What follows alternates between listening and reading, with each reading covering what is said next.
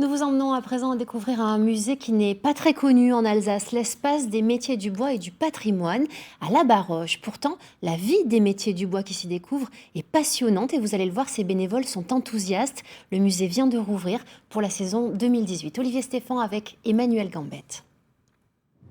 Le projet du musée a vu le jour en 89 et l'ouverture s'est faite le 2 juillet 2000. Un bâtiment communal, une association d'une cinquantaine de bénévoles qui a sillonné Alsace et Vosges pour en récupérer le patrimoine industriel lié au bois, et à l'arrivée 2000 mètres carrés de machines, de réalisation, de démonstration.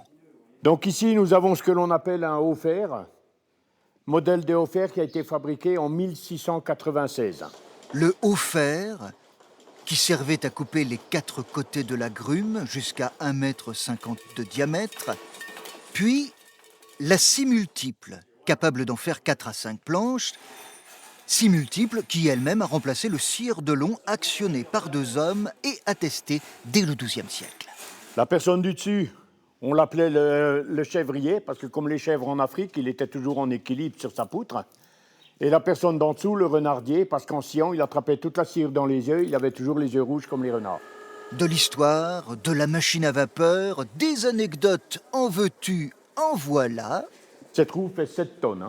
Ces machines, on les a mis en place au fur et à mesure que le musée se construisait pour les mettre en place avec des camions grues. On est costaud ici, mais quand même, il y a des limites. Plus de 10 000 visiteurs par an, conquis grâce au bouche à oreille, et désormais des visites spéciales famille. Les enfants sont sages pendant 2 heures sans aucun problème. Ça surprend même d'ailleurs les parents, les grands-parents, tous ceux qui nous les amènent.